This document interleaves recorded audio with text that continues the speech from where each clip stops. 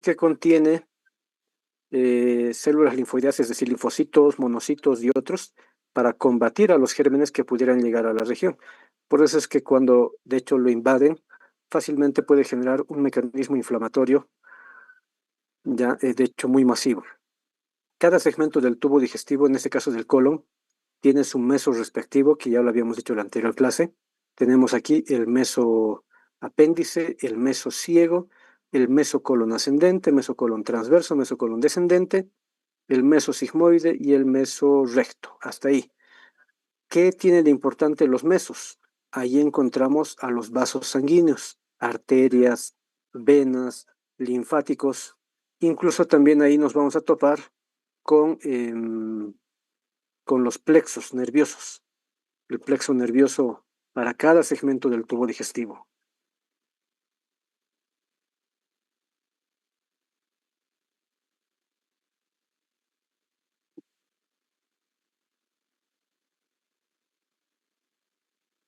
Bueno, las otras porciones que ya habíamos mencionado son el colon ascendente de más o menos 12 a 15 centímetros de largo hasta que choca con el hígado y luego cambia de dirección, continuando con el colon transverso. El colon transverso tiene por lo menos unos 40, 50 centímetros de longitud hasta que llega al otro extremo en la cavidad abdominal, chocando también con la base del vaso. Y después empieza el descenso con el colon descendente, que tiene una longitud aproximada de entre 15 y 18 centímetros. Es un poco más alargado que el ascendente y además es más delgado porque empezábamos con 8, 7, 8 centímetros de anchura en ciego y colon ascendente, se mantiene más o menos con el mismo diámetro en el colon transverso, pero ya en el colon descendente va disminuyendo el diámetro y la anchura del colon descendente, hasta que llegamos a la cresta ilíaca. Y desde la cresta ilíaca ya viene después el colon sigmoide hasta la tercera vértebra sacra, que se ensancha, habíamos dicho, es decir, ya este segmento es mucho más ensanchado que el resto del colon. Fácilmente puede llegar otra vez a los 8, incluso 9 centímetros de diámetro, de anchura. Entonces, como ya habíamos adelantado, cada uno tiene su meso respectivo, meso ciego, mesocolon ascendente, mesocolon transverso, mesocolon descendente, el meso sigmoide y el meso recto.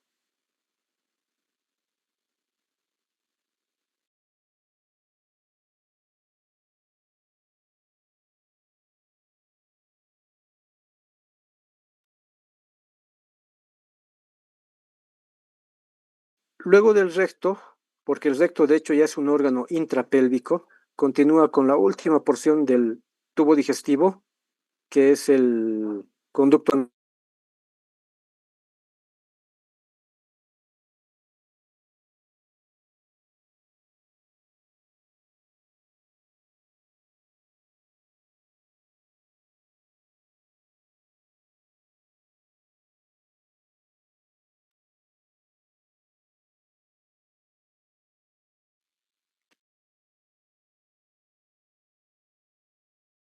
¿Cuál es la constitución o configuración del intestino grueso? De hecho, se parece bastante al resto del tubo digestivo que ya hemos hablado. Cuatro capas, una capa externa que es serosa, que es el peritoneo visceral, luego viene la capa muscular con sus dos planos, longitudinal y fibras circulares después, y luego viene la submucosa y la mucosa correspondientemente. En el ciego ya habíamos mencionado, nos topamos con la válvula ileocecal, que tiene dos labios, anterior, posterior, y un frenillo incluso hacia la parte inferior. Y también por debajo de esta válvula encontramos la implantación del apéndice vermiforme, o sea, un pequeño también esfínter o válvula que es el esfínter secoapendicular. Ya habíamos mencionado en la anterior clase que el colon tiene tres tenias, generalmente una anterior y dos posteriores, excepto el colon transverso que tiene una anterior y dos postero superior y postero inferior correspondientemente. En el recto ya pudieran no existir las tres, solamente dos pueden haber. Y luego en el conducto anal, lógicamente, ya no encontramos ninguna tenia como tal. Sobre las tenias y sobre otros segmentos del colon, encontramos los apéndices epiploicos, que son tejidos adiposos a manera de reserva energética. Esta es entonces la estructura general, reitero, serosa, peritoneo visceral, fibras longitudinales del músculo liso, fibras circulares, la submucosa y la mucosa respectivamente. ¿Cómo se diferencia de la mucosa del intestino delgado?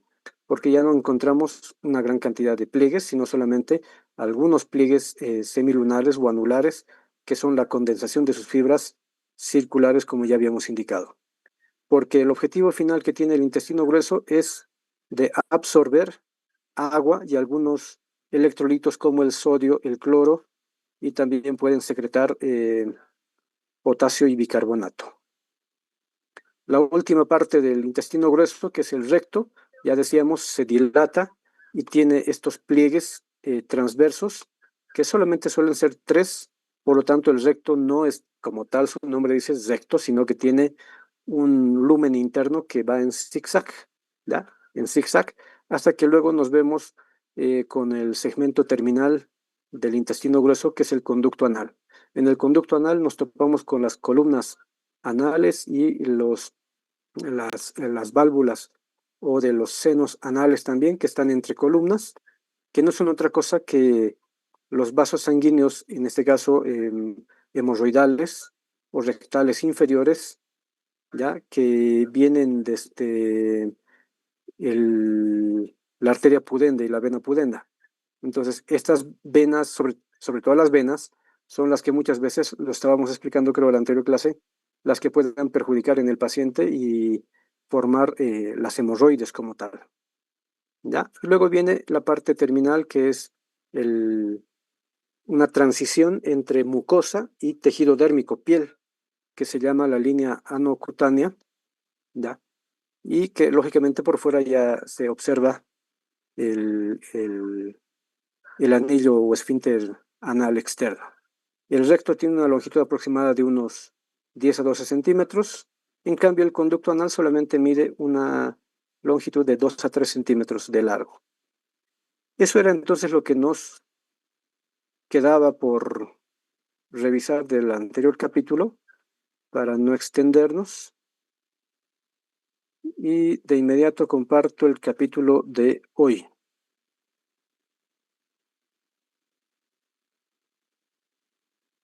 ¿Me confirman entonces si ya estamos nuevamente con imagen compartida? Sí, doctor. Perfecto. Habiendo concluido entonces con ese capítulo, lo que corresponde hoy específicamente es hablar de los órganos, las vísceras anexas al tubo digestivo. Ya hemos visto el esófago abdominal, estómago, duodeno, intestino delgado e intestino grueso.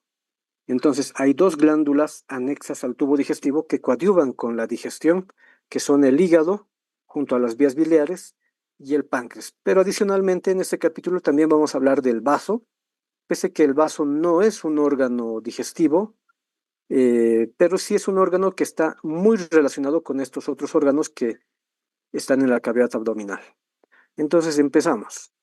Iniciamos con la descripción del hígado. El hígado, reitero, es una glándula anexa al tubo digestivo, es un órgano macizo que tiene un parénquima bien establecido, formado por los hepatocitos, por células hepáticas. Y lo que hace el hígado, lo que hacen los hepatocitos es producir varios productos, entre ellos la bilis. Y esta bilis tiene que ser vertida hacia el tubo digestivo porque esta secreción biliar ayuda en la digestión, sobre todo de los alimentos de tipo graso. Entonces, ni bien lo producen los hepatocitos, después tiene que pasar a través del conducto colédoco hacia la segunda porción del duodeno, y ya en el duodeno la bilis se va a mezclar con el quimo, porque no olviden que del estómago hacia el duodeno ya viene el quimo, que es el alimento cuando ya ha sido digerido por el ácido y las enzimas del estómago. Entonces, luego que la bilis se drene hacia la segunda porción del duodeno y se mezcle con el quimo, también viene el jugo pancreático, porque no olviden que el colédoco desemboca junto al conducto pancreático principal. Esto lo voy a reiterar un par de veces y lo vamos a ver ahora en un par de esquemas también. Entonces, cuando sale el producto de la bilis, sale el jugo pancreático y se mezcla con el quimo, ya se forma un nuevo producto final que es el quilo. ¿Ya? Este quilo ya es un poco más acuoso, más lechoso incluso en aspecto, en apariencia, y de hecho ya tiene los nutrientes casi listos para ser simplemente absorbidos por el intestino delgado. Entonces, esa es la función general que tiene que cumplir no solamente el hígado, sino también el páncreas, para terminar de ayudar en el mecanismo de la digestión de los alimentos, de los nutrientes en el tubo digestivo. Ahora, como órgano que es, ya habíamos mencionado, una glándula anexa parenquimatosa, es de hecho la más voluminosa que tenemos en el abdomen y en todo el cuerpo. Tiene la forma de un hemiovoide, o sea, la mitad de un huevo. El segmento más ancho se va hacia el lado derecho y el segmento más angosto se va hacia la izquierda. Eh, Tiene dos caras o dos superficies. Esta que estamos viendo es la cara superoanterior o cara diafragmática por su relación con ese órgano, con ese músculo, con el diafragma. De hecho, vamos a ver en un momento que el hígado está adosado, adherido al diafragma a través de varios ligamentos, ya que en un momento describimos. En cambio, la otra cara se la conoce como la cara visceral o cara inferoposterior, se llama así porque lógicamente estará en relación con las vísceras del segmento supramesocólico. Ahora, en esta superficie, en esta cara, en esta vista que ya lo tenemos en esquema, el hígado está dividido en dos, ¿ya? Dos lóbulos. Este es el lóbulo izquierdo y el lóbulo derecho, gracias a la presencia del ligamento falciforme. De hecho, el ligamento falciforme le permite estar fijado hacia arriba, hacia el diafragma. Las dimensiones que tiene el hígado. Tiene por lo menos entre 20 y 25 centímetros de ancho, o sea, en sentido transversal. Es su eje más largo. Luego, en sentido perdón, en sentido vertical, también tiene por lo menos una altura de entre 15 hasta 20 centímetros. Es bastante alto, sobre todo en su segmento más ancho, que es el lóbulo derecho. Y de adelante hacia atrás tiene también mm, por lo menos unos 8 a 10 centímetros de grosor, de profundidad. Y un peso que es variable, lógicamente, entre 1300, 1500 gramos fácilmente, o en su defecto también hay que considerar que el hígado tiene un alto flujo de sangre. Entonces, si le sumamos el flujo de sangre del peso, en todo caso, al hígado, entonces aumenta más bien su pesaje, ¿no? Ya no sería solamente 1300, 1500, sino fácilmente puede llegar a unos 1700, 1800 o más incluso, dependiendo del autor que uno considere. Entonces acá vemos en esta diapositiva otra vez las dos caras. Tenemos primero la cara superior con sus dos lóbulos, izquierdo, derecho, además sus tres bordes, el borde inferior, tenemos también los dos bordes posteriores, uno es póstero superior y otro póstero inferior respectivamente, y acá hacia la derecha tenemos la cara visceral o cara inferior. Esta cara visceral se llama así porque lógicamente está relacionado con varias vísceras, repito, del espacio supramesocólico. Por ejemplo, el lóbulo izquierdo se relaciona muy estrechamente con la cara anterior del estómago. Por lo tanto, este lóbulo de hecho tiene una depresión que se le llama así, la impresión gástrica, que está relacionado con la cara anterior del estómago. En el lóbulo derecho, en el lóbulo derecho tenemos dos grandes impresiones o depresiones, una hacia adelante, que es la impresión cólica, que se relaciona con la flexura cólica derecha o flexura hepática. De hecho, por eso se le llama flexura hepática a ese segmento del colon. Y otra en la parte posterior, acá de este sector, que sería la impresión renal, o más correctamente sería la impresión reno-suprarrenal. ¿Por qué? Porque son los dos órganos, el polo superior del riñón derecho, más las glándulas suprarrenal derechas, ¿ya? Los dos demarcan una depresión en el lóbulo derecho del hígado. ¿Qué más tenemos en la parte anterior del lóbulo derecho? La impresión duodenal por su relación con el primer codito que tiene el duodeno. Tenemos también la impresión esofágica en el lóbulo izquierdo.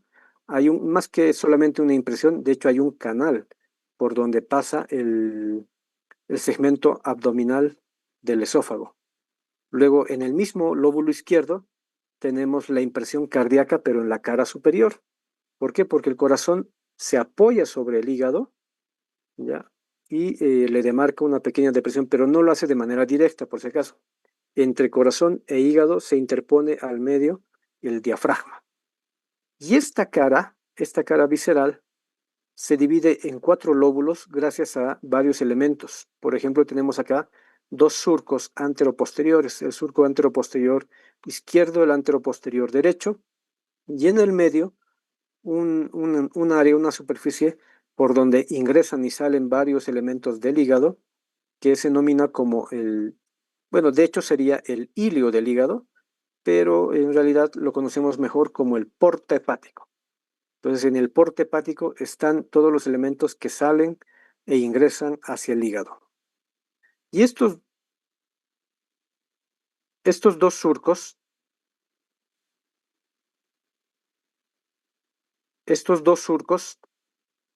se dividen incluso en 4 fisuras. El surco anteroposterior izquierdo se divide en el surco del ligamento redondo y el surco del ligamento venoso. Y el anteroposterior derecho se divide en surco o fosa cística, o de hecho surco de la vesícula biliar, y el surco de la vena cava inferior, más el porte hepático, entonces se forma como una H, se forma como una H. Entonces, esta H nos permite dividir al hígado en sus 4 lóbulos, lóbulo izquierdo, lóbulo derecho, y aparecen 2 nuevos lóbulos que serían el lóbulo cuadrado hacia adelante y el lóbulo caudado hacia atrás. Ahora, los medios de fijación que tiene el hígado para mantenerse en su posición anatómica y en su lugar son varios. Ya hayamos mencionado el ligamento falciforme. Este ligamento falciforme tiene forma triangular, la base se va para arriba, se adosa al diafragma, tiene 2 hojas que luego se separan para continuar con el peritoneo parietal diafragmático. Y por detrás y por arriba del hígado tenemos el ligamento coronario. Este ligamento coronario también tiene 2 hojas, la hoja superior, que está acá, y la hoja inferior. Entre las 2 hojas queda este espacio que se llama el área desnuda del hígado, donde no hay tapiz peritoneal. Luego las mismas 2 hojas se están uniendo en los extremos para formar los ligamentos triangulares. Tenemos el ligamento triangular izquierdo y consecuentemente el ligamento triangular derecho. Entonces, estos 3 ligamentos coronarios y triangulares se adosan a la parte hacia atrás, hacia el diafragma. También tenemos este otro ligamento que se conoce como el ligamento redondo del hígado, que se encuentra en el espesor del ligamento falciforme. El ligamento redondo del hígado no es un medio de fijación como tal, pero se extiende desde el hígado, como estamos viendo, y termina en el ombligo, que queda un poco por encima, y en realidad por debajo, un poco hacia adelante y hacia abajo del hígado. ¿Por qué no es un medio de fijación? De hecho, más bien el ligamento redondo del hígado es un vestigio embrionario. Antes, cuando éramos embriones, cuando éramos fetos, esto era la vena umbilical. Entonces la vena umbilical se ha cerrado, se ha fibrosado y esa estructura ha quedado acá como remanente y por eso va desde el hígado hasta el ombligo. Y adicionalmente, esto ya lo habíamos dicho en la anterior clase, desde el estómago, curvatura menor, hasta la cara visceral del hígado, se extiende el ligamento, o mejor dicho, el aumento menor. Ahora, el hígado, como cualquier órgano, tiene irrigación. La irrigación del hígado está a cargo de 2 vasos sanguíneos. Uno es la arteria hepática propia, pero ¿de dónde viene la arteria hepática propia? Es una continuación de la arteria hepática común. ¿De dónde viene la arteria hepática común? Del tronco celíaco. ¿Dónde está el tronco celíaco? Esta sí es una rama de la arteria aorta abdominal. Entonces la aorta abdominal genera el tronco celíaco. Ese tronco celíaco se divide en 3 habitualmente, en la arteria hepática común, la gástrica izquierda y la esplénica, así, en un trípode. Entonces nos interesa la arteria hepática común.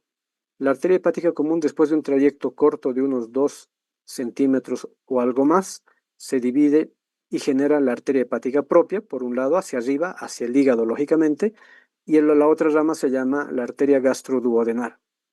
La que nos interesa es la arteria hepática propia. Entonces, esta arteria hepática propia, antes de entrar al hígado se divide en dos ramas, la rama derecha y la rama izquierda.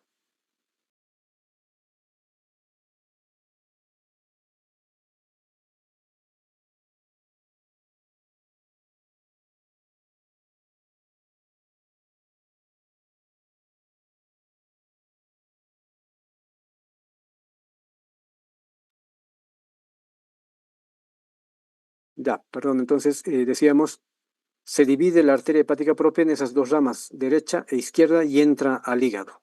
Pero la arteria hepática propia solamente otorga el 20 o el 30% del flujo de sangre, y además lo que está llevando la arteria hepática propia es sangre oxigenada, rica en oxígeno. En cambio, el resto del flujo, porque fíjense, faltaría por lo menos 70-80% del flujo de sangre, lo otorga la vena porta. ¿De dónde viene la vena porta? Se forma por tres troncos venosos, la vena mesentérica superior, la vena esplénica y al medio entra la vena mesentérica inferior. Entonces los tres se unen y forman la vena porta, que es parte del pedículo hepático. Entonces la vena porta llega también cerca del ilio o del porte hepático, cerca del ilio del hígado, y antes de entrar se divide también en dos ramas, la rama derecha de la vena porta, la rama izquierda de la vena porta. Pero dentro del hígado, la vena porta no solamente va a quedarse así con las dos ramas, izquierda y derecha, se van a dividir en varios troncos importantes que al final, justamente gracias a la división de la vena porta, el hígado ya no solamente va a tener cuatro lóbulos, como ya habíamos dicho hace un rato, sino va a terminar teniendo ocho lóbulos, ¿ya? Se van a mantener, por ejemplo, el lóbulo caudado, que es el segmento 1. Luego el lóbulo izquierdo se divide en dos segmentos, que sería uno anterior y otro posterior. Luego el lóbulo cuadrado se mantiene y hasta ahí tendríamos cuatro lóbulos, sobre todo en ese sector. Y el gran lóbulo derecho se dividiría en cuatro segmentos más. Por eso al final el hígado tiene y termina. Esto no solamente es anatómico, también es clínico, ¿ya? También es quirúrgico. Entonces el lado derecho termina formando los últimos cuatro segmentos para completar los ocho. Pero la sangre que está llegando desde la vena porta no tiene tanto oxígeno, pero sí tiene una gran cantidad de nutrientes. Y cuando los dos flujos de sangre entran al hígado, se mezcla la sangre y tenemos el producto final.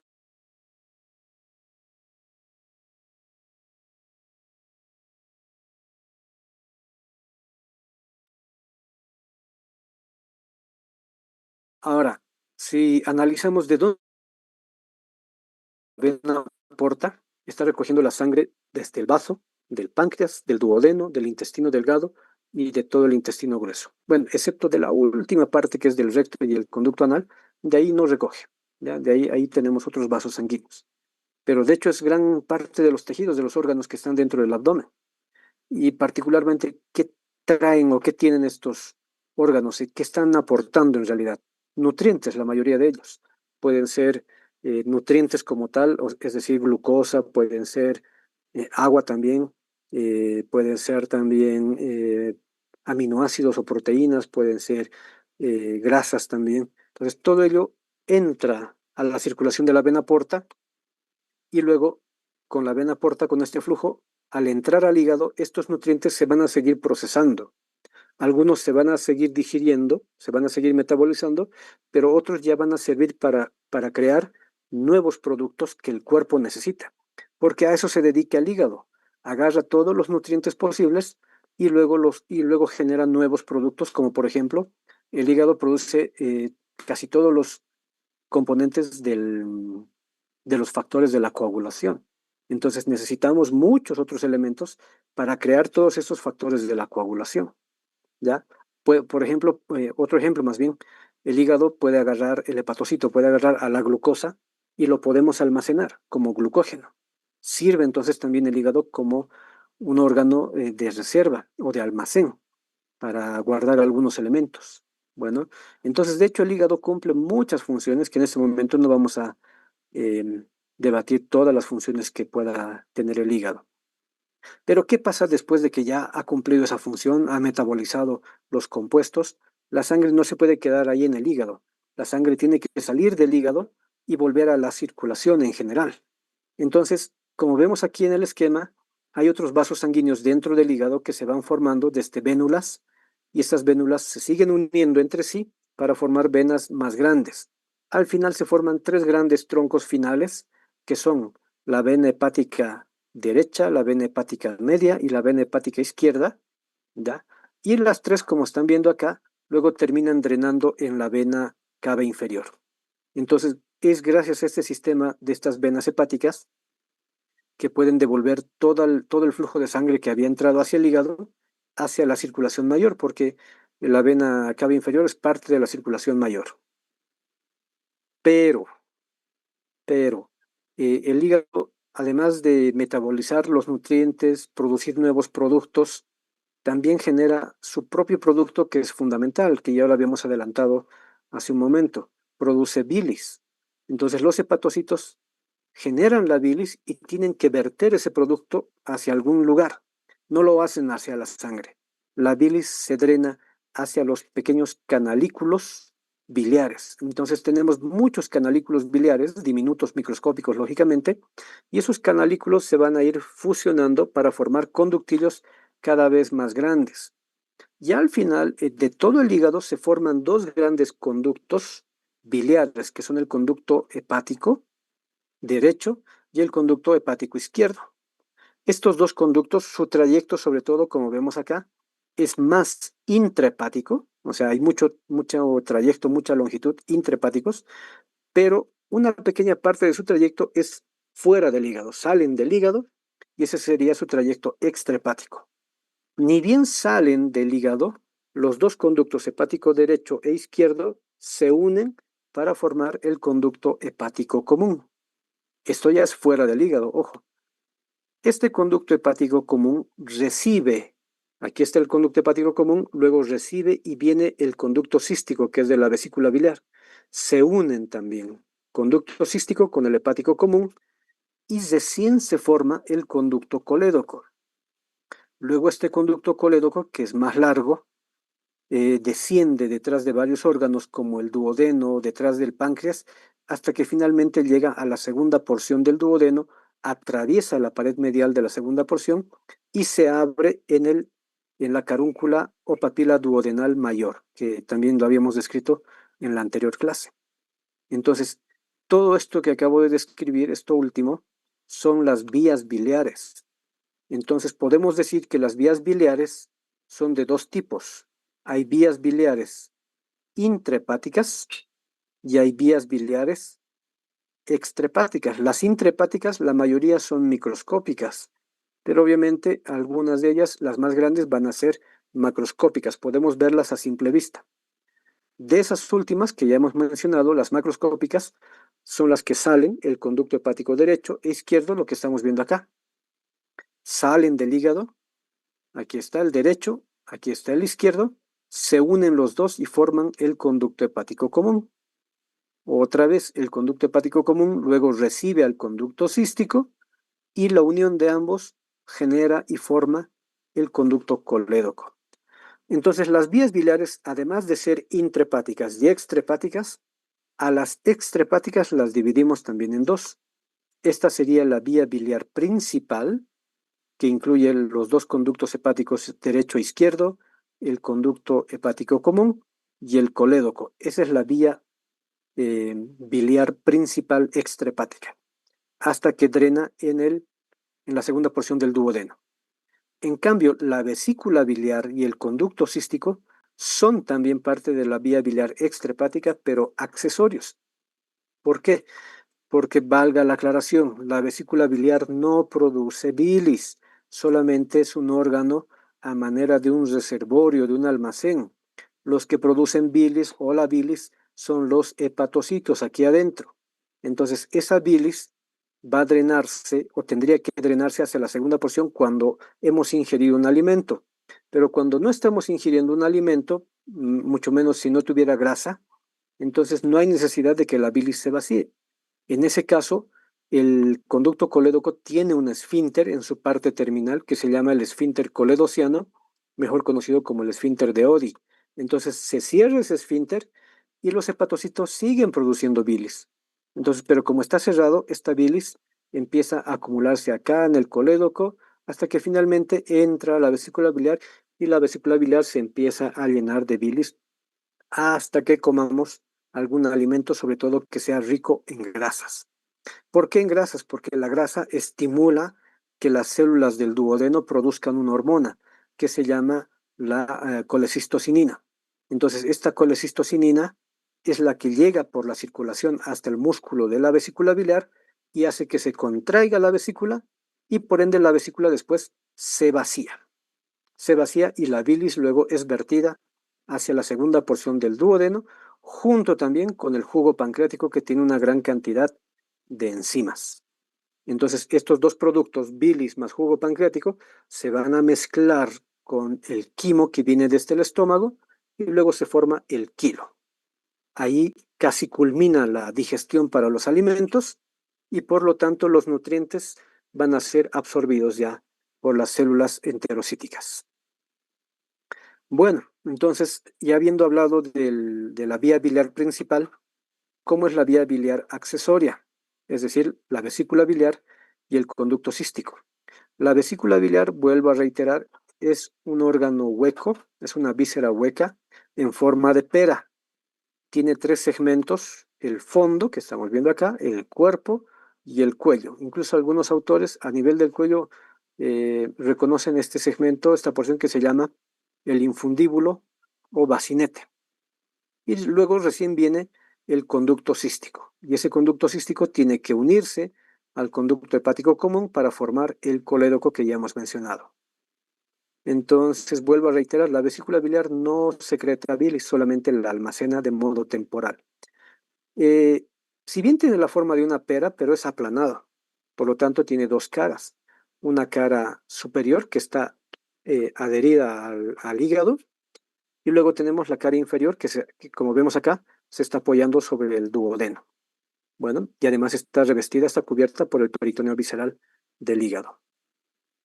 Y el conducto cístico es un conducto más pequeño que el colédoco, solamente mide 3, 4 centímetros y su diámetro también es más pequeño, 3, 4 milímetros de diámetro final. Acá nuevamente reiterando de la vía biliar principal, tenemos el conducto hepático derecho, el conducto hepático izquierdo, el conducto hepático común, están recibiendo y se están uniendo con el conducto cístico y están formando el colédoco. El colédoco tiene eh, dos segmentos muy importantes. Uno, cuando pasa por detrás del duodeno, su segmento retroduodenal, y otro cuando pasa detrás de la cabeza del páncreas, es su segmento retropancreático, hasta que genera una pequeña curva, se dobla y penetra y atraviesa, de hecho, la pared de la cara medial de la segunda porción del duodeno. Como ya hemos adelantado, entonces la bilis coadyuva en la digestión, sobre todo de las grasas, no de otros eh, nutrientes. Para cerrar con hígado, ese detalle es solamente un dato curioso, es más quirúrgico. ¿Para qué nos sirve esto que se llama el triángulo biliar o triángulo hepatocístico? Como todo triángulo tiene tres lados. Aquí tenemos el lado superior o la base y los dos lados inferiores que van a terminar de formar el triángulo. ¿Quiénes delimitan ese triángulo? El porte hepático hacia arriba, el conducto hepático común y el conducto cístico. ¿Para qué nos sirve? Dice la teoría que en este triángulo, en esta área, en esta superficie, es más fácil y es más probable encontrar a la arteria cística. Porque si nosotros quisiéramos extirpar la vesícula, queremos sacarla, tenemos que encontrar a su arteria, porque hay que cesar el flujo de la arteria, hay que clampear a la arteria y también seccionarla. Entonces, para encontrarla fácilmente, buscamos en este espacio que es el triángulo hepatocístico y lo más probable es que ahí nos vamos a topar no solamente con la arteria, sino también con la vena cística. ¿Por qué? Porque la arteria cística es una rama de la rama derecha de la arteria hepática propia. O sea, ¿de dónde se origina? De la rama derecha de la arteria hepática propia. Eso es lo más frecuente, ¿ya? Y justamente la encontramos acá. Entonces, clampeamos la arteria, clampeamos la vena, cortamos, seccionamos la vena y la arteria. Lo mismo se hace con el conducto cístico y luego se extirpa la vesícula biliar en el caso de que tuviera alguna patología, como por ejemplo los cálculos biliares, ¿no? Entonces, continuando, tenemos a los otros órganos que también son anexos al tubo digestivo, en este caso un órgano más, que es el páncreas. El páncreas también es una glándula, pero alargada en sentido transversal, retroperitoneal porque está detrás del peritoneo parietal. De hecho, el peritoneo parietal posterior la cubre, la reviste. ¿Ya? Tiene más o menos la forma de una pirámide triangular, tiene dos caras, anterior, cara posterior, un vértice hacia arriba alargado y una base. El páncreas como órgano, como glándula que es, tiene dos tipos de tejidos y dos tipos de productos. ¿Ya? Tiene un tejido que es de tipo exócrino, que son los acinos pancreáticos, y luego tiene varios cúmulos de células en diferentes sitios que se llaman los islotes pancreáticos o mejor conocidos como los islotes de Langerhans. Entonces, por un lado, producen enzimas digestivas y con el otro tipo de células, con los otros tejidos, producen hormonas, como por ejemplo la insulina y el glucagón. El páncreas ocupa el epigastrio sobre todo, pero también se va a expandir hacia la región del hipocondrio izquierdo. Una pequeña parte queda aquí en el mesogastrio, sobre todo la porción más inferior. Está rodeado por el duodeno, por sus cuatro segmentos, porción superior, porción vertical, porción horizontal y ascendente, y tiene cuatro porciones, la cabeza, el cuello, el cuerpo y la cola.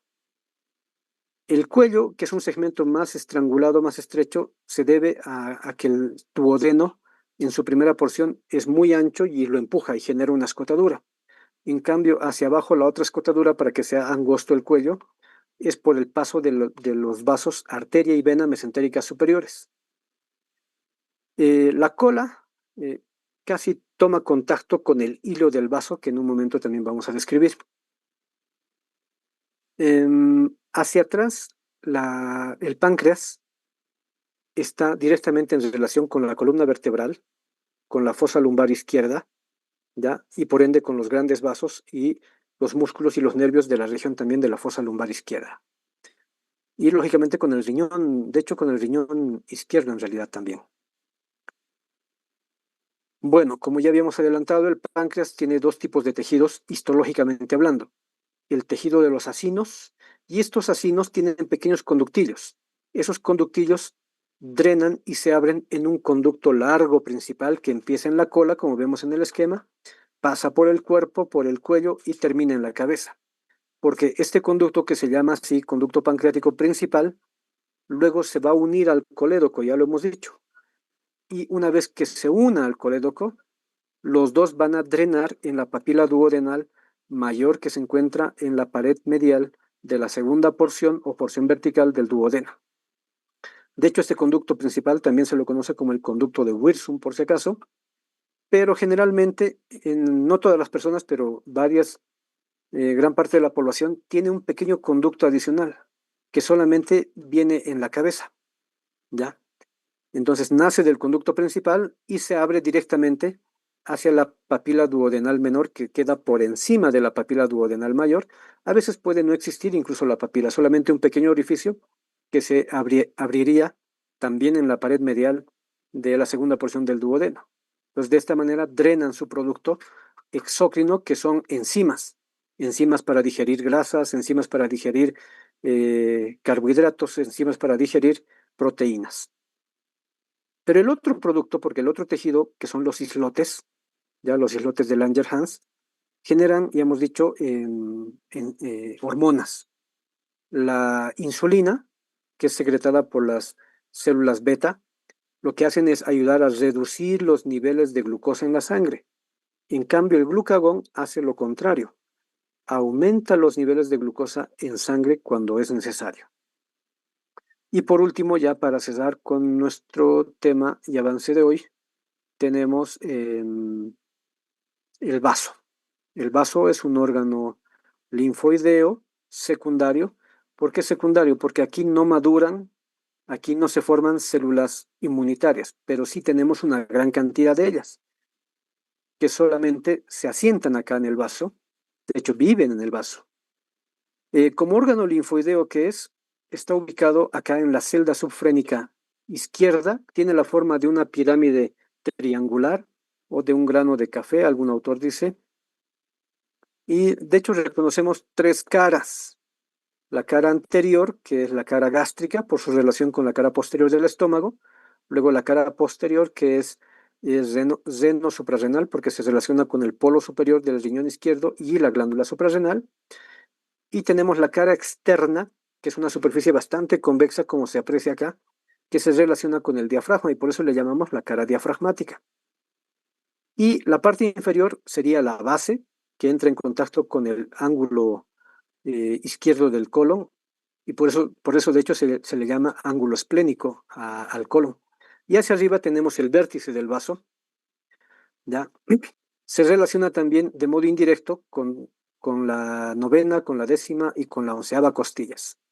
De hecho, está en un espacio muy peculiar que se le conoce como la celda esplénica.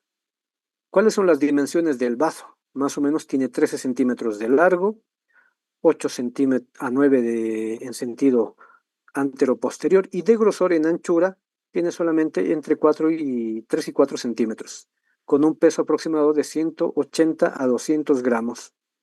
Bueno, ¿por qué se le llama, algún autor le llama el cementerio de los eritrocitos? Porque los eritrocitos cumplen un ciclo de vida de más o menos 120 días. Y cuando ya ha terminado de cumplir su ciclo celular el eritrocito, llega al vaso y los monocitos, los macrófagos que tenemos aquí en el vaso, captan, lo agarran al eritrocito y lo eliminan, de hecho lo ejecutan, porque ya cumplió su ciclo. Pero esos nutrientes que se extraen, por ejemplo, se extrae hierro, se extrae proteínas de ese eritrocito, todavía sirven.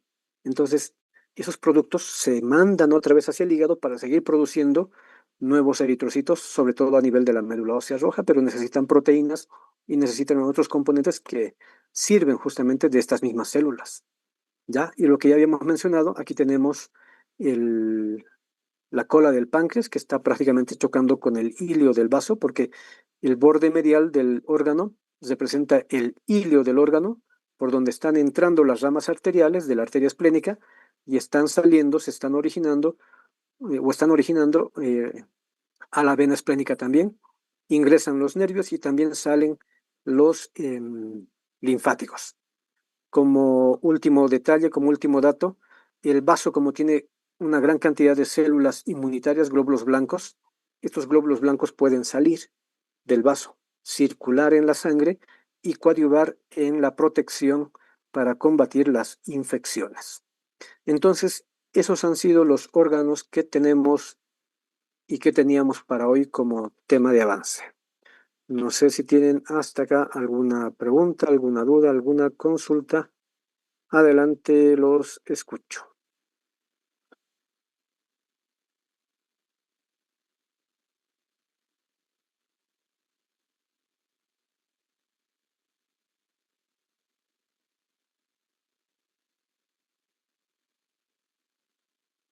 No,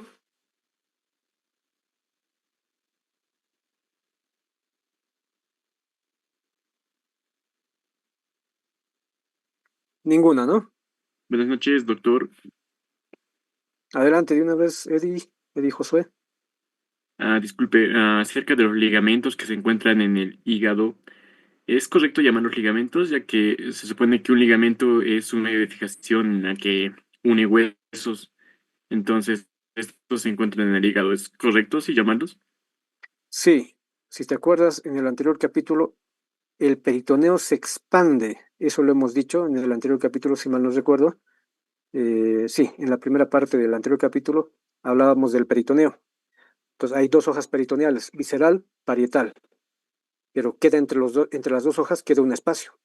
Entonces, hay muchos órganos que unen el peritoneo visceral con el peritoneo parietal o entre dos órganos en sí, o sea, dos hojas viscerales. Entonces, estas expansiones peritoneales se denominan como ligamentos aquí dentro del abdomen. Sí es correcto. Muchas gracias, doctor. Listo. No sé si hay alguna otra duda, consulta. Adelante, ya para ir cerrando.